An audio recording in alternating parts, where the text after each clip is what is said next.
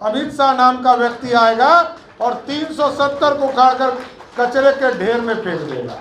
लेकिन याद कीजिए 80 और 85 के चुनाव को जब लोग भाजपा को वोट देने से भागते थे, हम लोग तो उनको मिट्टी में मिलाने का काम कीजिए, यही मैं कहूंगा।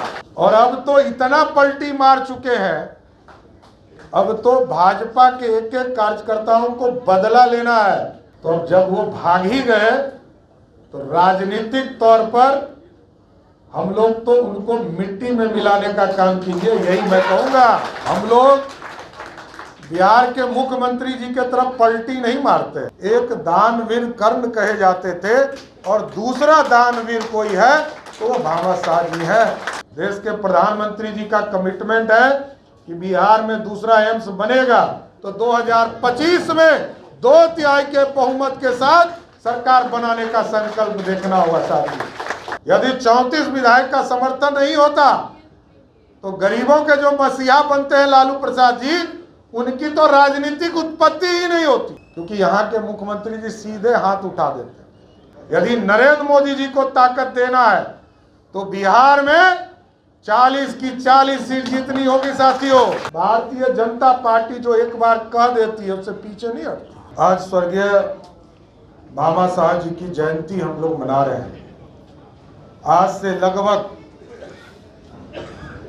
500 साल पहले 1547 में जन्मे आदरणीय भामा शाह जी की जयंती हम मना रहे हैं। और उनका जो इतिहास है वो सारे लोग जान रहे हैं और तमाम नेताओं ने अपनी बातों में ये रखा है कि किस तरह इस देश को बचाने के लिए और पूरे महाराणा प्रताप जी को सहयोग करके इस देश के निर्माण में कितना सहयोग किया। और लोग तो लड़ते हैं लेकिन पूरा दान कर कर लड़े ये दूसरा कोई व्यक्ति नहीं हो सकता है।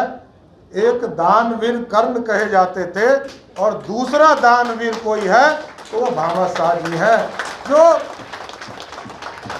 जिन्होंने पूरी तरह अपने पूरे जीवन को, अपनी पूरी संपत्ति को एक राजा को समर्पित करने का काम किया।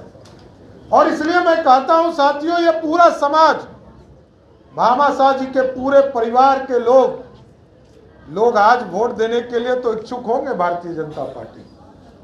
लेकिन याद कीजिए 80 और 85 के चुनाव को जब लोग भाजपा को वोट देने से भागते थे, तब भी कोई खड़ा था तो ये भामा शाह का परिवार खड़ा था, जो लाठी और गोली खाकर भी, कांग्रेस के अत्याचार को भी झेल कर भारतीय जनता पार्टी को सींचने का काम किया है। इसलिए कोई प्रश्न नहीं उठ सकता है साथी। और आज तो इस देश को इतनी बड़ी ताकत के साथ देश में ऐसा नेतृत्व में मिला है जो स्पष्ट तौर पर दुनिया को संदेश दे चुके हैं। हम अपने विरासत को पूरी तरह संयोजने का काम करेंगे। ठीक कहा आदरणीय संजय जायसवाल जी ने, दो तरह की लड़ाई हमारे लिए है। एक तो अंग्रेजों ने हमारे इतिहास को बर्बाद किया, दूसरे मुगलों ने हमारे पूरे सांस्कृतिक विरासत को समाप्त करने का काम किया और पूरा हमारा इतिहास बदल दिया। हमको दोनों से लड़ना होगा। और ठीक कहा, जो को तथाकथित लेफ्टिस्ट और कुछ लोग थे जो 50 के दशक में जिन्होंने इतिहास बनाया, उन्होंने इस तरह ही बनाया कि हम जो हमारी संस्कृति है, हमारा जो सनातन है, इसका महिमा मंडन करने से बंद कर दिया। दूसरे की पूजा की जिसने अत्याचार किया इस देश पर। लेकिन आज पूरा देश पूरी तरह स्पष्ट है। जब डॉक्टर श्यामा प्रसाद मुखर्जी जी ने नींव डाला था जनसंघ का, और तब भी जनसंघ ने यह कमिटेड किया था पूरे देश को कि 370 हम हटाएंगे, तो ये किसी ने सोचा नहीं था कि 75 वर्ष के बाद आएगा अमित शाह नाम का व्यक्ति आएगा और 370 को उखाड़कर कचरे के ढेर में फेंक देगा। ये साथियों इंतजार है और ये कमिटमेंट है। भारतीय जनता पार्टी जो एक बार कह देती है उससे पीछे नहीं हटती। हम लोग बिहार के मुख्यमंत्री जी के तरफ पलटी नहीं मारते हैं, पलटासन तो सिर्फ उन्हीं के पास है। देखिए, अब जो भारतीय जनता पार्टी, अब सोचिए, सींच कर किसी व्यक्ति को कहां से कहां पहुंचाया, कोई नहीं हो सकता है। लालू प्रसाद जी की उत्पत्ति किसने किया? भाजपा के 34 विधायकों ने किया। साथियों, यदि 34 विधायक का समर्थन नहीं होता तो गरीबों के जो मसीहा बनते हैं लालू प्रसाद जी, उनकी तो राजनीतिक उत्पत्ति ही नहीं होती। और नीतीश कुमार जी को 5 बार भाजपा के कार्यकर्ताओं ने 5 बार कंधे पर उठाकर राजभवन पहुंचाया कि आप मुख्यमंत्री बनो।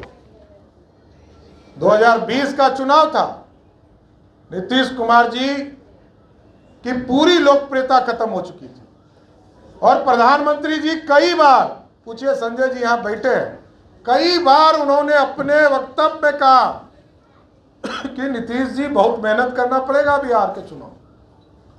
नीतीश कुमार जी कहते थे नहीं हो जाएगा। अरे कैसे हो जाएगा, जनता तैयार नहीं है आपको देखने के लिए। और अब तो इतना पलटी मार चुके हैं, अब तो भाजपा के एक एक कार्यकर्ताओं को बदला लेना है कि हमारे नेता नरेंद्र मोदी जी के कमिटमेंट को जब उन्होंने पूरा किया 2020 में, क्योंकि घोषणा किया था कि हमारे मुख्यमंत्री नीतीश कुमार होंगे, उसके बाद भी वो भाग गए। तो जब वो भाग ही गए तो राजनीतिक तौर पर हम लोग तो उनको मिट्टी में मिलाने का काम कीजिए, यही मैं कहूंगा। 2024 और 25 में ये हम लोगों को पूरी तरह कमिटमेंट करना होगा साथियों।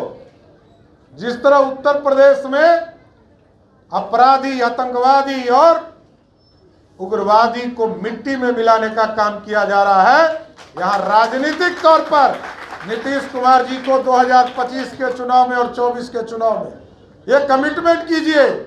और पूरा परिवार, भामा साहब परिवार तो पूरी तरह भारतीय जनता पार्टी के साथ खड़ा रहा है। इसलिए हमको आगे बनाना है, बिहार आगे बनाना है।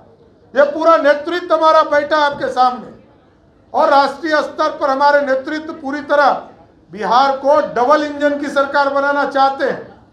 और डबल इंजन इसलिए भी बनाना जरूरी है साथ, हम दूसरे प्रदेशों को देखते हैं, राजस्थान जहां की चर्चा हम लोग कर रहे हैं, वो लोग पैसा लेने में कांग्रेस पार्टी या भाजपा नहीं देखती है। वहां कांग्रेस की सरकार है तो भी पैसा लेने के लिए नरेंद्र मोदी जी के पास झोला लेके पहुंच जाती है। लेकिन पता नहीं बिहार के मुख्यमंत्री जी को तो कभी सुने हैं कि दिल्ली गए हैं ये पैसा मांगने के लिए कि हमको एयरपोर्ट बना दीजिए। संजय जायसवाल जी का प्रश्न था, रक्सौल में 263 करोड़ रुपया वहां उपलब्ध कराया गया कि एयरपोर्ट बनाओ, लेकिन इनके पास जमीन ही नहीं।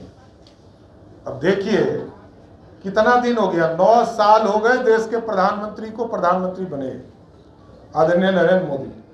बगल के झारखंड में 4 एयरपोर्ट बन गए, देवघर में बन गया, बोकारो में बन गया, टाटा में बन गया, हजारीबाग में बन रहा है। बगल के उत्तर प्रदेश में 8 एयरपोर्ट बना साथियों। आपके बगल में गोरखपुर, कुशीनगर, बनारस, कानपुर, इलाहाबाद, ये सभी जगह बन रहे। आगरा में तैयार हो गया, लेकिन हमारे यहाँ नहीं हो रहा। क्यों? क्योंकि यहाँ के मुख्यमंत्री जी सीधे हाथ उठा देते हैं। अभी एम्स के लिए जमीन हम लोगों को मिला, अरे कहीं दे, बनाना तो है ही। देश के प्रधानमंत्री जी का कमिटमेंट है कि बिहार में दूसरा एम्स बनेगा, लेकिन वो 26 फीट नीचे गड्ढा में दे रहे हैं, तो भी बनेगा। इसलिए हम लोगों को चिंता करनी होगी।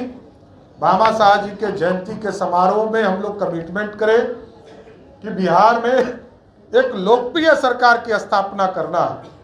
और साथियों, ऐसे नहीं होगा। अगला 2 वर्ष तक भारतीय जनता पार्टी के एक एक कार्यकर्ताओं को 6 महीने में लोकसभा का चुनाव है और 2 साल में विधानसभा का चुनाव आ जाएगा। तो हमको कमिटमेंट करना पड़ेगा, एक एक बूथ जिताने का कमिटमेंट करना पड़ेगा, शक्ति केंद्र को मॉनिटरिंग करना पड़ेगा। मेरा जात जीता कि नहीं जीता ये भी भूलना पड़ेगा। यदि नरेंद्र मोदी जी को ताकत देना है तो बिहार में 40 की 40 सीट जीतनी होगी साथियों। और यदि चाहते हैं साथियों कि 2025 में सरकार बने, आज तक आपने सरकार का स्वरूप नहीं देखा है। आज तक हम लोग जरूर 15 लोग 16 लोग मंत्री बने रहे, और कई साथियों ने कहा कि नीतीश कुमार जी की आदत रही है हम अपने पॉलिसी पर, अपने सिद्धांतों पर पार्टी को अपना क्रेडिट लेना सिर्फ उनको आता है, और आपके कार्यकर्ताओं पर कोई ध्यान नहीं रहा। अपनी सरकार बनाना है और भाजपा के कार्यकर्ताओं की सरकार बनाना है तो 2025 में 2/3 के बहुमत के साथ सरकार बनाने का संकल्प देखना होगा साथियों। आप चले जाते हैं मध्य प्रदेश देखिए, गुजरात चले जाइए। आज बिहार में जरूर लगता है कि मंत्री, विधायक, सांसद महत्वपूर्ण है, लेकिन साथियों जाकर मध्य प्रदेश देखिए, आप जाकर गुजरात देखिए, आपको पता चलेगा वहाँ मंडल अध्यक्ष इतने मजबूत है हमारे कि वहाँ की सरकार में सबसे बड़ा रोल किसी का है तो बिहार में भी हमको मंडल अध्यक्ष को ताकत देकर बिहार की सरकार को स्थापित करना है। इसलिए आज भामा साहब जी के जयंती के समारोह में आए हुए तमाम साथियों को मैं विशेष तौर पर धन्यवाद भी देता हूं, और तमाम जो हमारे नेतृत्व यहाँ बैठे हैं इनको भी विशेष तौर पर धन्यवाद देता हूं कि समाज को उन्नति के लिए, और जो भामा साहब जी ने जो विचारधारा दिया है कि अपना दान करके समाज को खड़ा करना, यही हमारा नेतृत्व बनाएगा। यही बातों को करते हुए अपनी बातों को विराम देता हूं। बहुत बहुत धन्यवाद।